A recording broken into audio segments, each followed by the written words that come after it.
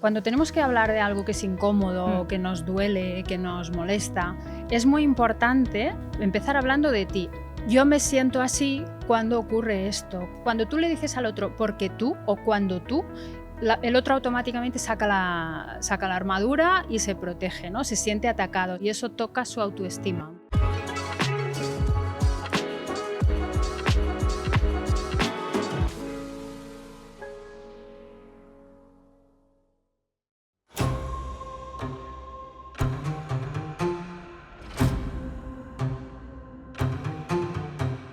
Psicóloga experta en inteligencia emocional y en parejas. Mm. Y relaciones tóxicas. Chica con Ghost.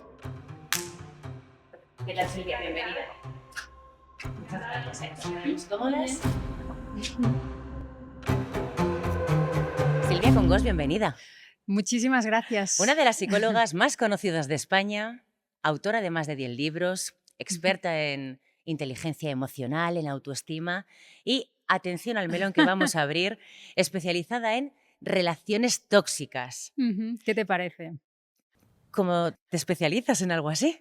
Bueno, yo creo que tanto la relación con nosotros mismos como la que creamos con los demás es un tema absolutamente esencial para todos. Todos hemos tenido alguna relación tóxica, todos hemos detectado en algún momento que tenemos una mala relación con nosotros, una mala autoestima, nos sentimos más inseguros, nos comparamos.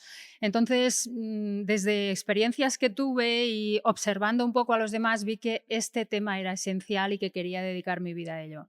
¿Qué es una relación tóxica? Pues es una relación básicamente, María, que nos hace sufrir. Es decir, cuando tú te vinculas con esa persona, tú sufres, lo pasas mal. Igual que con un ingrediente, un alimento que es tóxico, también te Mm. empiezas a encontrar mal. Con una relación tóxica pasa lo mismo. Tienes síntomas emocionales en este caso, no es tan físico de entrada, sino emocionales de ansiedad, te deprimes, te sientes que tu autoestima va empeorando, dudas de ti mismo, de tus capacidades. Entonces vas quedando aislado, vas quedando atrapado. Cuando tienes una relación tóxica te vas haciendo pequeñito y cada vez crees menos en ti, con lo cual tienes que identificarlo para poder salir. Al final, fíjate que siempre lo importante es la educación, es tener información para poder identificar eso que nos hace sufrir y luego que así podamos buscar herramientas que nos ayuden en el proceso. Lo que pasa es que aquí lo complicado a lo mejor es llegar a ese punto, ¿no? Claro. El asumir, el reconocer que me está pasando esto, estoy en Eso una es. relación tóxica. Claro. Por eso cuanta más educación tengamos para poder identificar esas señales, es decir, nosotros tendemos a normalizar aquello que vivimos. Tienes una relación y piensas, bueno, hay estos conflictos, pero los tiene todo el mundo, nadie está perfectamente bien todo el tiempo, ya lo sabemos, pero es diferente que a veces tengamos discusiones que no sabemos o no sabemos bien cómo resolver porque los dos o las dos queremos tener la razón o por diferentes motivos, a que cuando tenemos una discusión haya, por ejemplo, faltas de respeto, sea en el ámbito que sea, no solo de la pareja, laboral, familiar. Entonces debemos saber identificar esas señales que son como banderas rojas, que ahora está muy de moda este término, pero es verdad, es esa Las línea, red flag, ¿no? exacto, esa línea que no se debe cruzar nunca y que si se cruza es una alarma que tenemos que detenernos y analizar qué está pasando. ¿Sabes lo que me gustaría mucho, Mm. Silvia? Que nos pusieras casos concretos. Ujú. En el trato con los demás, en una relación de Ujú. pareja, sentimental, emocional o de trabajo, ¿qué no debemos permitir si escuchamos el que tenemos que decir, hey, no, hasta aquí? Ujú. Claro, cualquier comentario, conducta, gesto que nos haga empequeñecer o nos haga sentir que no somos importantes o que no somos valiosos. Sobre todo lo que afecta frontalmente con nuestra autoestima, ¿no? La autoestima es el valor que yo me doy a mí mismo, sentir que soy una persona que merezco estar bien, que soy digna de que me amen, que tengo valor. Entonces, cualquier conducta como faltas de respeto, menosprecios, insultos, ninguneos, ¿no? Esas personas que dejan de hablarte. Yo esto lo escucho mucho en la consulta, sobre todo en relaciones de pareja, que se ha enfadado conmigo y lleva 3 días sin hablarme. ¿Cómo podemos permitir estar en una relación en la que nuestra pareja no nos dirige la palabra? Tendría que ser impensable y lo permitimos. Estás en un trabajo, pues permitir que tu jefe te diga que eres un inútil o te haga sentir que no te da el trabajo a ti porque no das la talla, se lo doy a otro, o te sobrecarga cuando sabe que no puedes, ¿no? Entonces, este tipo de dinámicas son muy perjudiciales porque van haciendo que nos vayamos sintiendo cada vez mal. Sobre todo son las faltas de respeto y la falta de confianza, la falta de compasión en las relaciones. ¿Y nos podemos proteger? ¿Podemos impedir que Ujú. alguien que pretende dañar nuestra autoestima no lo consiga? Claro, no podemos impedir que lo intente, ¿Sí? porque hay muchas personas que están dañadas y que no son conscientes de que tratan mal a las demás, Ujú. pero sí que podemos impedir que nos destruya. ¿Cómo? Pues haciendo un proceso para fortalecer la autoestima, o sea, asegurándonos de tener una buena autoestima. Para poder evitar que te dañen esas conductas, tienes que entender de dónde vienes, cómo han sido tus referentes, tus padres, cómo te han tratado. ¿Han sido personas que te han reconocido o que te han desaprobado? ¿Han sido personas que te han ayudado a que seas seguro de ti mismo, a que creas y confíes en ti? ¿O no? ¿O piensas que no estás a la altura debido a todas esas dinámicas? Entonces, cuando tú vas revisando eso y lo vas entendiendo, puedes ir sanando y fortaleciendo la relación que tienes contigo mismo, y eso es lo que te ayudará a proteger, lo que te va a blindar de esas amenazas o personas tóxicas de tu entorno. ¿Tú has Ujú. llegado a ver a personas destrozadas? Sí, sin duda. He llegado a tener personas, por ejemplo, en la consulta que me decían por estar al lado de alguien, sea en el perfil, en el ámbito laboral o de pareja, que las ha destruido de tal manera, les ha hecho creer que valían tan poco que han llegado a pensar que tal vez era mejor que se quitaran la vida porque eran tan poca cosa que eran mal ejemplo incluso para sus hijos. O sea, es como, valgo tan poco que soy un mal ejemplo, mejor me quito de en medio, ¿no? O sea, para que veas hasta qué punto tener vínculos de este tipo nos puede llegar a hacer muchísimo daño. O sea, tenemos que identificarlo para no llegar ahí. ¿Y el tiempo de recuperación? Porque doy por hecho, ¿no?, Mm, que con trabajo y con ayuda sí, todos nos podemos recuperar, ¿no? todos. Y con mucho cariñito hacia nosotros Mm, mismos. Pero los tiempos de recuperación cuesta mucho. Depende de cada persona, porque cada uno a nivel genético tenemos una capacidad mayor o menor de resiliencia, de reponernos después de estas situaciones que al final son situaciones traumáticas y dejan una huella profunda. Pero dependiendo de cada uno, algunos con pocas sesiones y con un trabajo bastante breve podrán aprender, porque hay que aprender de lo ocurrido para que nos recuperemos bien y después de aprender, pues recuperar la autoestima. Y hay otras personas, sin embargo, que tienen daños más profundos. Cuando has estado muchos años al lado de un perfil narcisista, por ejemplo, que te ha hecho muchísimo daño, ahí a lo mejor cuesta más, es más lento y como dices tú, tienes que tener mucho cariño, mucho mimo, mucha paciencia, pero seguir adelante, sobre todo encontrar a alguien en quien confíes para que te acompañe en ese proceso. ¿Cómo reconocemos a un narcisista? ¿Hay un patrón muy definido? ¿Hay un perfil Hay muy trazado? características bastante comunes en estos perfiles, como por ejemplo que son personas que no tienen empatía, no sienten empatía, es decir, no tienen la capacidad de entender las emociones de los demás y tampoco sienten compasión, es decir, dañan a las demás y no se dan cuenta, no lo entienden y no sienten nada tampoco. Son personas que se consideran, tienen la certeza dentro de sí mismas de que están por encima de las demás, de que los demás son unos mindundis y que pueden aprovecharse de ellos, incluso se aprovechan y con orgullo y les gusta utilizar a los demás en su propio beneficio. Y son personas también que necesitan empequeñecer al resto para ellas sentirse un poco más valiosas, ¿no? En el fondo hay una inseguridad latente ahí que está bastante clara.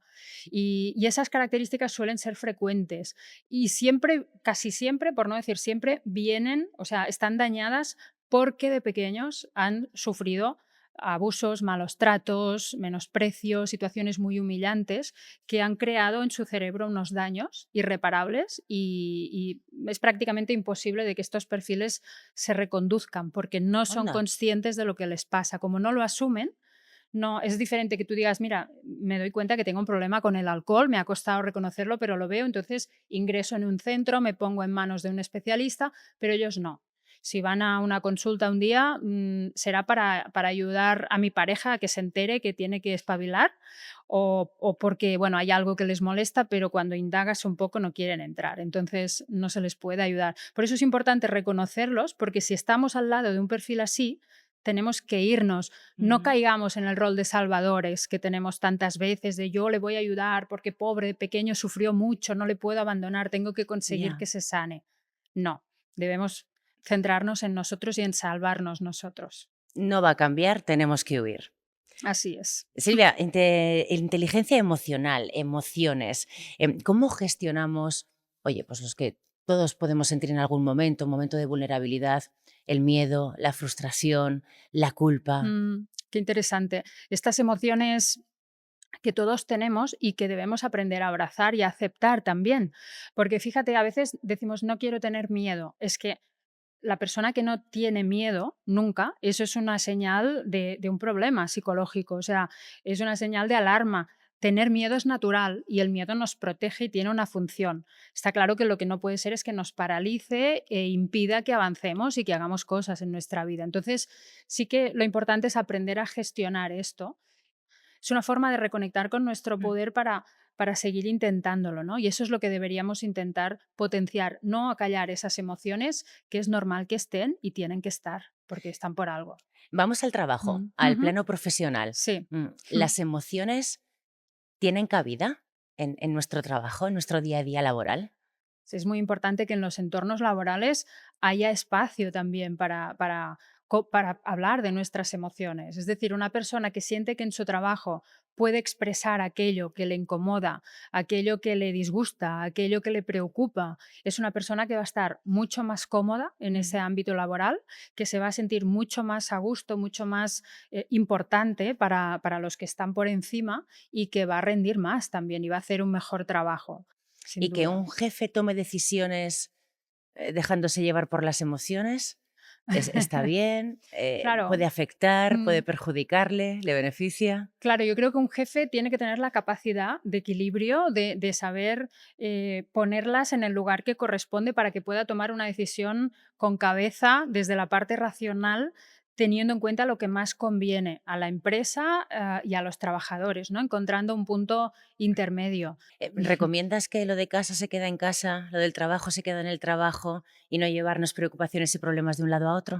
Sería lo ideal, si podemos. No siempre todas las personas tienen la capacidad de hacer eso y también es algo que debemos tener en cuenta, que no todos tenemos la capacidad de hacerlo. Porque a veces, fíjate, yo una vez en una empresa surgió algo muy interesante. Había una persona que me comentaba, es que yo me doy cuenta que tengo, por ejemplo, una compañera de trabajo que siempre tiene una cara de perro, que no saluda, no sé qué le pasa, no sé si es que no le caigo bien y eso me hace estar a mí mal, no trabajo a gusto. Entonces yo le dije, bueno, un día que puedas, ve y pregúntale qué le pasa, mírala a los Mm. ojos y pregúntale si está bien, porque a veces ya damos por sentado que es un borde, que le he Mm. hecho, es injusto y vamos haciendo crecer la rabia en nuestro interior que nos separa más, ¿no? Y nos hace sentir mucho peor. Entonces, al cabo de una semana me escribió y me dijo, mira, hice lo que me dijiste y ocurrió algo que fue mágico. La encontré en la máquina de cafés, la vi y me armé de valor y le dije, oye, Sandra, ¿estás bien? ¿Va todo bien? Es que te veo triste, ¿no? Y al decirle la palabra te veo triste, me dice, la chica Sandra se puso a llorar. Y a llorar, y a llorar, y no podía parar de Guau. llorar, la abracé, nos emocionamos las dos y me contó que su hijo tiene una enfermedad, desde hace unos meses la diagnosticaron y que no sabían qué podían hacer, ¿no? Entonces, claro, a partir de ese momento, ¿cómo cambió la relación con esa chica? O sea, se unieron y lejos de ir distanciándolas, de hacer que tú vayas a tu casa sintiéndote mal, ahora tendré que verle la cara a esta, al contrario, ¿no? Mm. Empatizamos, conectamos con la compasión y a veces debemos tener en cuenta eso, que hay personas que dejan sus problemas, pero hay otras que sufren, que esos problemas les pesan, que los llevan encima y no tienen habilidades para gestionarlos. Y si somos más humanos y conectamos más con los demás, pues ocurre la magia y entonces todo fluye y nos sentimos mucho mejor. Pensaban que Sandra era una amargada y es que nadie le había preguntado, ¿Qué te ¿estás pasa? bien o te puedo Exacto. ayudar? ¿No? Fíjate, sí. Silvia, ¿cómo se lidia con un jefe tóxico? Que nos hace la vida imposible, Mm. no aciertas nunca con él. Es muy complicado. Esta situación sin duda es de las más complicadas. Cuando es un jefe, a veces no tienes a quién recurrir. Pero si tienes un jefe tóxico que sientes que no te trata bien, yo diría que lo primero es Hablar con otros compañeros de Ujú, trabajo para ver si hay alguien más que lo vive igual, al que trata igual, ujú. porque así si creamos conexión con otras personas que están viviendo lo mismo, no nos sentimos solos ante esa situación, no sentimos que somos nosotros los que tenemos el problema y eso nos ayuda y nos fortalece. Entonces, mi recomendación, si no puedes cambiar eso, es que no hace falta que dejes el trabajo, pero que empieces a mirar otras opciones, porque estar mal y sentirte angustiado y ansioso la mayor parte del día, día tras día, te hace enfermar al final y acabas tú teniendo síntomas físicos, teniendo que coger una baja, deprimiéndote y no vale la pena. O sea, tenemos que estar a gusto y si no podemos hacer nada para cambiarlo, busquemos otro lugar. Es mi recomendación. Porque tomar la decisión de hablar con él o con ella, ¿es buena idea o no? O cómo, Mm, cogemos fuerzas o afrontamos, oye, pues una conversación con un superior que a todos nos puede incomodar, ¿no? sí. Como que tengamos más reconocimiento profesional, un Mm, aumento de sueldo, mm. unos días libres. Ujú. Claro, nos dan miedo estas conversaciones que parecen incómodas porque tenemos miedo al conflicto, a que nos rechacen, a que nos juzguen, a no gustar. Entonces tratamos de evitarlas y nos angustian bastante. Pero efectivamente, si pensamos que es un jefe con el que se puede hablar, o sea, podemos intentarlo, yo recomendaría intentarlo. Pero si ves que no hay apertura, que es una persona que no es empática, que no te escucha, que no tiene esa parte de inteligencia emocional tan importante, mejor ya dejarlo y no seguir intentándolo. No hay nada que hacer. Entonces, no hay nada que hacer con algunos. Silvia, ¿y cómo afrontamos esas conversaciones y cómo nos comunicamos para no tener ya una mala elección de palabras, un tono como muy duro y que la otra persona la pueda recibir como un ataque, como una Ujú. agresión? Mira, para cuando tenemos que hablar de algo que es incómodo, Mm, que nos duele, que nos molesta, es muy importante empezar hablando siempre, y este es un tip que podemos recordar de ti mismo. Empezar hablando de ti, no señalar al otro, ¿no? mm. Dicen por ahí que cuando señalas a alguien hay tres dedos o que te señalan a ti, ¿no? Entonces, empieza por ti.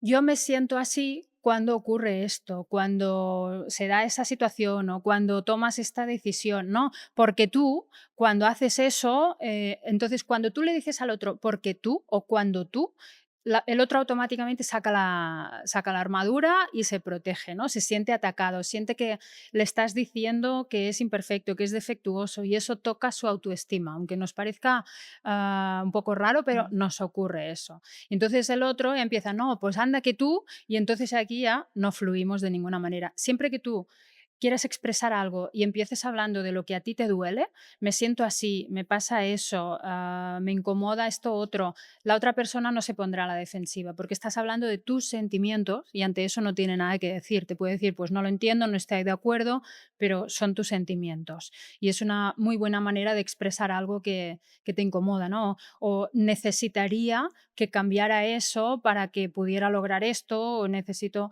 Entonces el otro está mucho más abierto a escucharte. ¿Mm? ¿Crees que las personas, Silvia, estamos buscando la validación constante, la aprobación de los demás, el gustar a todo el mundo, caerle bien a Mm, todo el mundo, hacerlo sí. todo bien? Mira, Qué agotador. sí, sí, uno de los miedos más importantes del ser humano es el miedo al abandono, el miedo al rechazo, el miedo a la soledad, el miedo a quedarnos solos. Es el miedo más esencial y más inherente en todos. Entonces, todo lo que hacemos es para evitar el sufrimiento de quedarnos solos y del abandono. Cuando tú recibes validación, recibes reconocimiento, es una forma que tu cerebro percibe como de seguridad, ¿no? Si me reconoce es que soy valioso para él o para ella, entonces me va a seguir eligiendo, me va a seguir queriendo, va a seguir queriendo que esté cerca y eso evitará que me quede solo. Pero si lo llevamos más allá y un poco más atrás, desde que somos pequeños todos necesitamos el reconocimiento de nuestros padres. De hecho, Mm. tengamos la edad que tengamos, seguimos buscando su reconocimiento. Y cuando un padre mira a su hijo y le dice, hijo, hija, estoy tan orgulloso de ti. O sea, yo creo que no hay nadie que no se emocione ante esta situación y ante esta imagen, porque todos buscamos eso, es lo mayor para nosotros, el mayor regalo. Y nos ocurre en nuestro entorno, nos ocurre en la parte laboral, nos ocurre con nuestros amigos. Tendríamos que entrenar más, por otro lado, reconocer a las otras personas más que criticar, que es lo que solemos hacer muchas veces. Hablando de criticar, ¿cómo nos afecta la opinión de los demás? nos afecta muchísimo también. Fíjate que hoy en día, por ejemplo, con las redes sociales, tú, si te fijas, puedes recibir 1000 reconocimientos y hay una persona que te dice algo malo y se te queda eso Mm, ahí clavado si no tienes una buena autoestima, ¿no?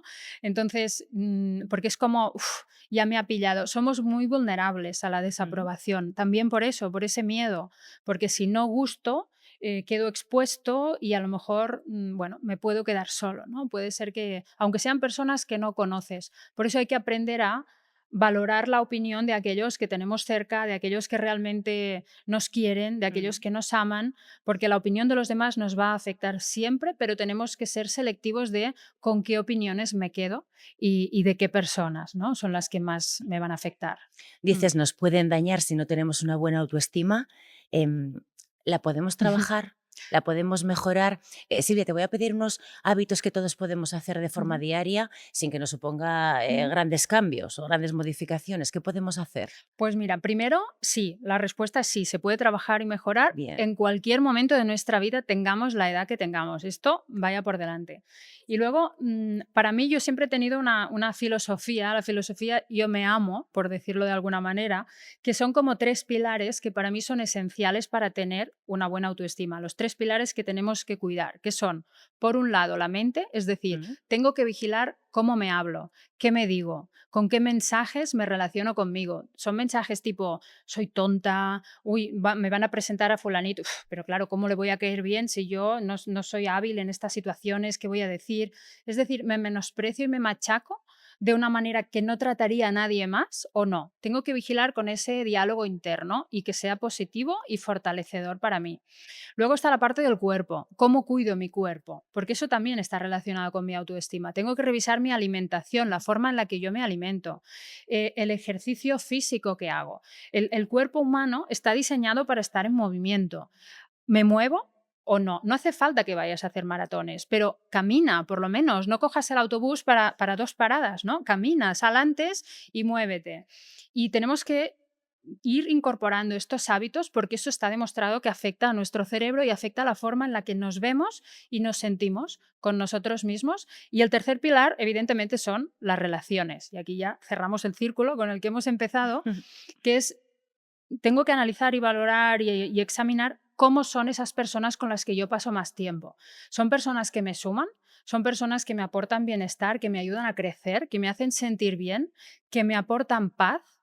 Son personas con las que siento paz, que para mí eso es algo muy indicativo, un valor que debemos tener en cuenta, o no. O quedo a veces con fulanito y no sé ni para qué quiero, ni para qué quedo con él o ella, porque no tenemos ya nada en común, no tenemos los mismos valores, me siento mal.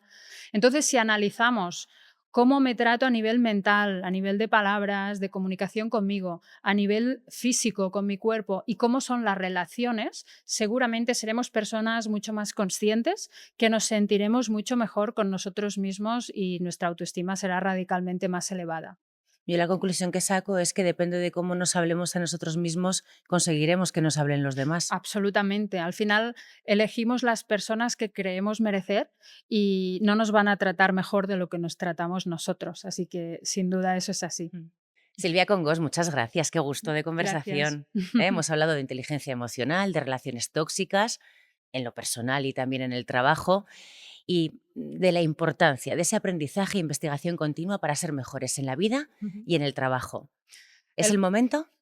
el momento es ahora y nunca es tarde. El momento es ahora, da igual cuando veas esto. Gracias, Silvia. Muchas gracias.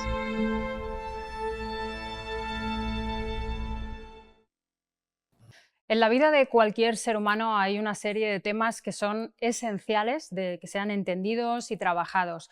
Por un lado está la autoestima, luego están nuestras emociones y también, imprescindible, las relaciones que creamos con los demás.